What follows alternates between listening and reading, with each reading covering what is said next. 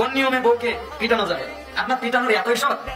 আপনার রুমাল আছে না, রুমাল যেটা আপনি গায়ে দেন, ইয়েস, আপনার যে অর্ধ হাত মেসওয়াক আছে না, আপনার বউ যদি কখনো অন্যায় করে তাহলে আপনি কি করবেন? পিটবেন না, বুঝাবেন। কি করবেন? বুঝাবেন, এটা অন্যায়, এটা অপরাধ, এটা করা যাবে না, এটা জঘন্য।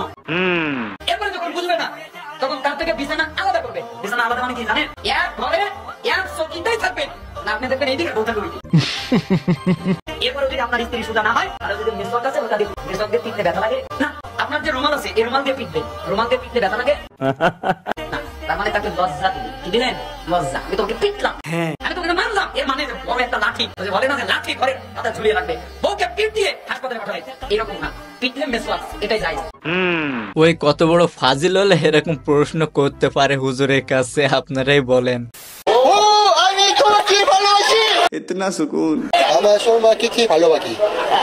আমাদের প্রথম পরিচয় হয় একটা অ্যাপসের মাধ্যমে এবং সেখান থেকে আমাদের দুজনে আর কি পরিচয়, ফ্রেন্ডশিপ থেকে হচ্ছে রিলেশনশিপে যাওয়া। আমি অনেক মন থেকে খুশি, আমার তো অনেক ভালোই লাগছে। আমাদের বিয়ে হয় হচ্ছে ও আসার পরের দিন, নভেম্বরের 2 তারিখে আমাদের বিয়ে হয়। আগেও কোনো ধর্ম পালন করতো না, ওর প্রথম ধর্মই হচ্ছে একসেপ্ট করা ইসলাম, এবং ওর কথা ছিল যে মুসলিম কোনো মেয়েকে বিয়ে করবে এবং ওইখান থেকে ইসলাম ধর্ম গ্রহণ করবে। প্যারি সমাজ গেই। আবারও প্রেমের টানে কোরিয়া থেকে একটা ছেলে এসে বাংলাদেশি মেয়েকে বিয়ে করছে, আর শুধু বিয়ে করছে এই না, এসে ইসলাম ধর্ম গ্রহণ করছে, আলহামদুলিল্লাহ। আর ভাই আমাদের কপাল দেখেন, বাংলাদেশে থাকি তবুও একটা মেয়ে জোটে না, এটা কোনো কথা? देखो भाई, लोगों का काम है जलना और हमारा जलाना। यस, जलो सालो। জীবনে কিছু করতে চাইলে লোকের কথায় কান দিলে চলবে না। ইয়েস।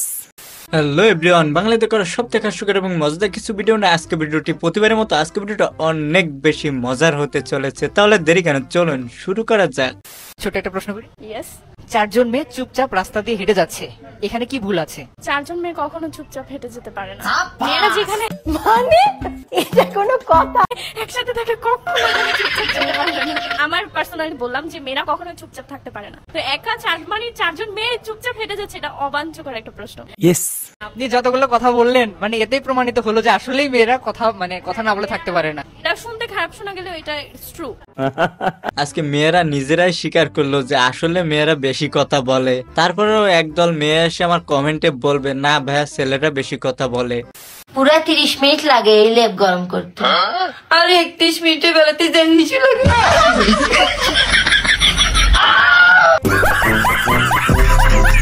কথা কিন্তু ঠিকই বলছে, মাঝে মধ্যে তো আমার নিজেরই মনে হয় যে একটা বালতি নিয়ে শুই। আপনারা আবার ভাইবেন না যে আমি সত্যি সত্যি বালতি নিয়ে শুই, মনে হয় যে বালতি নিয়ে শুই।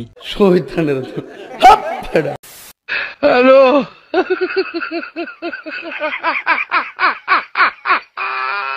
ये सब क्या देखना पड़ रहा है?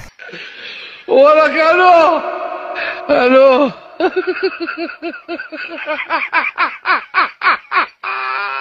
বুঝো না এই ব্যাপারটা? ক্যারাশ নেলা আবারও খাইছে ধরা, এটা কোনো কথা? ওকে সারা জীবন এইভাবে খেয়ে যাবে ধরা। মানুষ আতিফ আসলামের কনসার্টে যে ভিডিও ছাড়তাছে, স্টোরি মারতাছে, সিল লাইতাছে, এখন আমি চিন্তায় বেড়ে গেছি। বলেন কি? আমি আতিফ আসলামের কনসার্টে যাইতে পারলাম না, এখন আমার কি পাত্তা বইব নাকি গো? মানে ভাবার বিষয়। মানুষ আর মানে সবাই গণহারে যেভাবে মানে যা চলতেছে, আমি তো সংখ্যালঘু হয়ে গেলাম, আমি পাপি হয়ে গেলাম, আমার এখন নিজের পাপি মনে হইতেছে। এখন মানে কোন বুদ্ধিমানের আমি একটু বুদ্ধি আবেদন করতেছি, আমার পাত্তা বইব নাকি একটু কনসি। আসলে এরা একটু বেশি বেশি করে। কিছুদিন আগে একজনকে দেখছিলাম, তিনি হজ করতে গিয়ে কি কান্নাকাটি না করছিল, ভাবছিলাম ভালো হয়ে গেছে। ইয়েস। বাট তারে দেখি সে আগে কনসার্টে গিয়ে নাচানাচি করতেছে। ওই যে কথায় আছে না, কিসের লাশ কি দিয়ে টানলেও সোজা হয় না। তো আপনাদের ভিতর যে তার নাম জানেন অবশ্যই একটু কমেন্টে জানিয়ে যাবেন।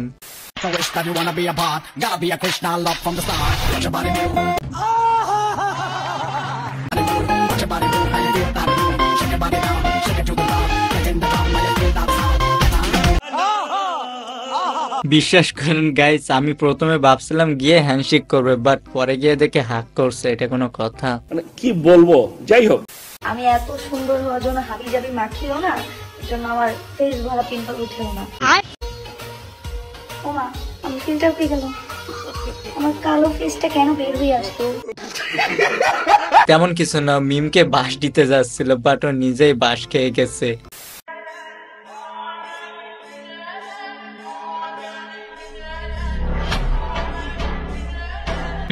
সত্যি কথা বলতে ভাই আমি কিছু দেখি নাই। কয় কি পাপা এইচএসসিতে জিপিএ 5 পাইছি। আরে কি বলো? এখন তো ভাই জিপিএ 5 পেয়ে পাস করছি পাপা। পাপা মনে আছে তো কি বলছিলা তুমি? কি ওই যে আরে আমি জানতাম তুই পাস করবি, এই জন্য তোর জন্য আগে থেকে আমি মোবাইল আনছি। হাতে অল্প করে আছে পাপা মোবাইল আনছি। পাপা তোমার নিয়ে একটা রচনা বলি। আরে বল। মায়ের ভালোবাসা দেখা যায়, আচ্ছা পাপার ভালোবাসা নয়। পাপা হলো বট গাছ, মায়ের সমতুল্য নয়। আরে খুব সুন্দর বলছো। এই নতুন মোবাইলে 1 মিনিট পাপা, তারা নিয়ে একটা গান বললেন এই মন থেকে। কি সুন্দর। চোখে জল নাকি নিয়ে গেল নাকি কেন আমি পড়তে কাদারিয়ে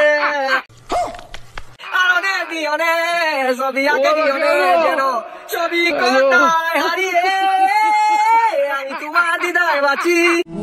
আরে তো গান গাওয়া লাগবে না, এলো কি করে?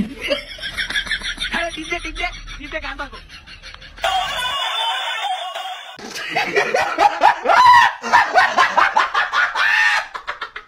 এমন একখান বাপ থাকলে আর কি লাগে। আর গাইস আমি মনে করি গ্রাম অঞ্চলের সব ছেলের প্রথম ফোন এটাই। আপনি আমার কর্মী হবেন? হ্যাঁ অবশ্যই, কোন দেশের স্বার্থে আপনার কর্মী কেন, আপনার সাথে থাকতে আমরা খুশি হবো, কোনো সমস্যা নেই। দেশ এবং দেশের মানুষের স্বার্থে সবার আগে হায় হায় আমার সাথে যুক্ত হবে। ও তাই? জি অবশ্যই। এটা কিন্তু হেডলাইন হয়ে যাবে। দীপ্তির রাজনৈতিক দলে আসতে চেয়েছেন সার্জি সালাম। হ্যাঁ sure। দীপ্তি আপুর মতো রাজনৈতিক দলে আসলে কে না দলে যোগ দিতে চাইবে না, আপনারাই বলেন।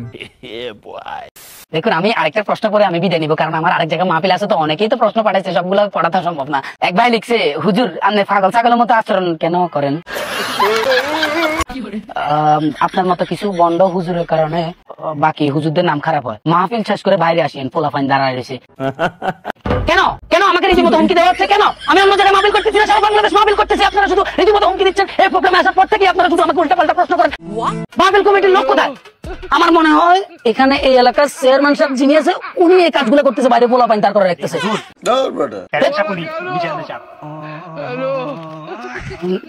আসলে যাই হোক, মানুষ মাত্রই তো ভুল, কিছু মনে করিয়েন না। আমার চেয়ারম্যান সাহেব একটু প্রোটোকল দিয়ে যদি বাইরে নিয়ে দিতেন, কিছু মনে করিয়েন না চেয়ারম্যান সাহেব।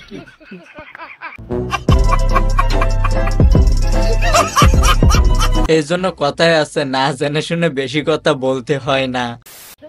বুঝলে প্রিয়, শাশুড়ি মাকে বললো যেন টেনশন না করে, কারণ তার বৌমা খুব ভালোই বাজার করতে পারে। হ্যাঁ, আই লাভ ইউ। हाय हाय इतना सुकून।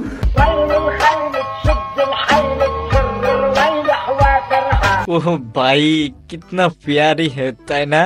प्यारी समझ गई। আচ্ছা, তারপরে আপনার এটা কি মোটরসাইকেল? সাইডে সুজুকি মনোটন। তাহলে এটাতে সামনের অংশ তো থাকবে না? না স্যার, এগুলো সামনে আলাদা করে লাগানো। না, আপনি তো এটা লাগাতে পারবেন না। লাগাতে পারবেন না। যাই হোক, আপনি এত ব্যস্ত হয়ে কোথায় যাচ্ছেন? হেলমেট আনলেন না? স্যার আমি তো ইমার্জেন্সি কাজে যাচ্ছি তো স্যার। তো হেলমেট ভুললেন কেন? এত ইমার্জেন্সি কাজ আপনি হেলমেট ভুললেন কেন? চলো ভাই। গার্লফ্রেন্ড বসে আছে তো। क्या बोला तूने? গার্লফ্রেন্ড বসে আছে তো। এইটা কোনো কথা? রেস্টুরেন্টে এখানে দেখা করতে আসছিলাম।